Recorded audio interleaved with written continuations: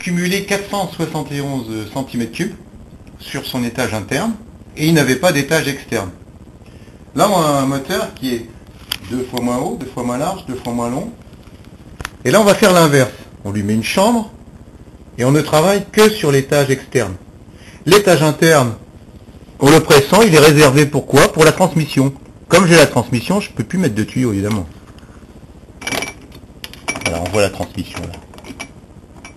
La transmission a pour but de capter, allez on va résumer, un mouvement un peu patatoïde, où le piston se déplace dans ce sens-là, mais aussi dans l'autre sens, et il tourne sur lui-même, on voit l'axe, et bien de transformer ce mouvement-là en mouvement rotatif, parfaitement circulaire en haut.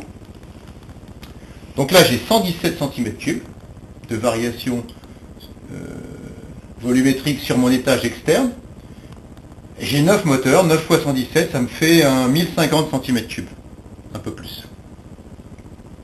Et là j'ai toujours un moteur qui est capable de décoller et de tourner avec une pression très très faible. Le souffle humain.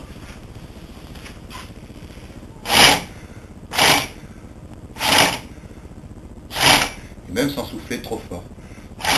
Si j'aspire, il tourne dans l'autre sens.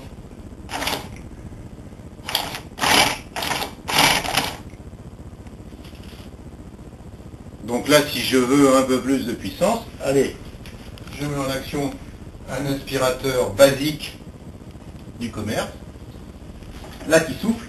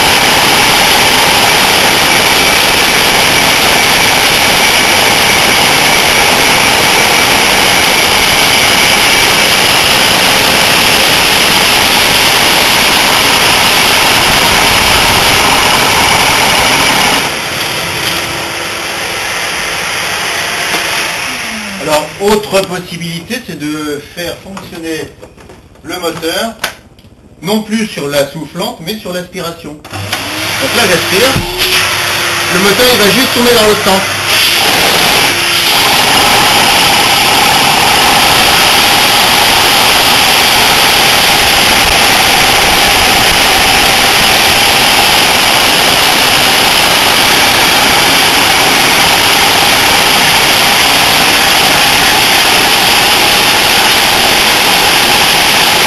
Donc là, en utilisation fluide, c'est-à-dire l'eau, ou à la limite, on peut aussi lui injecter de la vapeur à très haute pression. Donc il y a besoin d'un piston massique, très large, qui accepte des fortes pressions sans se déformer. Donc c'est celui-ci, on l'a vu tout à l'heure tourner à l'eau.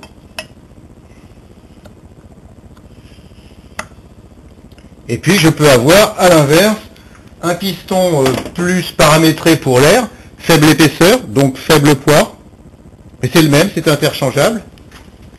Et là, j'ai un piston qui, avec des pressions assez faibles d'air, tourne vraiment comme un avion. On va remettre le couvercle. Et sans même de joint d'étanchéité, sans même avoir boulonné, pression, dépression, le moteur tourne.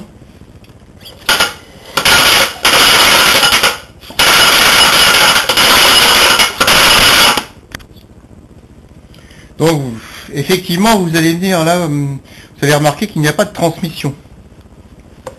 Effectivement, il n'y a pas de transmission, c'est volontaire. Pourquoi? Parce que sur cette version qui tourne vraiment fort, il suffit de rendre les arêtes magnétiques ou d'adjoindre, de fixer des barrettes polaires, des barrettes magnétiques, des aimants très forts. On voit que ces arêtes suivent un profil On le voit dessiné sur la chambre. Voilà. Il suffit alors, si on a nos arêtes magnétiques, d'ajouter une ceinture de bobine qui a une forme atypique, une ceinture de bobine à l'entrefer près, comme ce petit moteur électrique. Entre le rotor et le stateur, il y a un entrefer.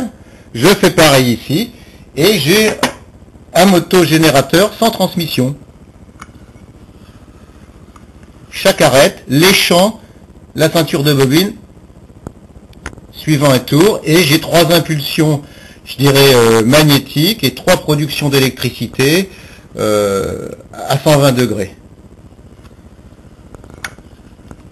Donc là, c'est la machine générique la plus pure. Elle n'a pas de transmission, elle est constituée d'une pièce,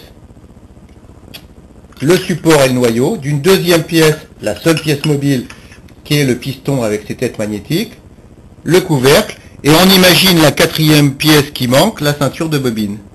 Et là, je produis de l'électricité dès que j'ai un peu de fluide en pression, de l'eau, de la vapeur, de l'air, ou en dépression, puisque si j'aspire, ça tourne dans l'autre sens.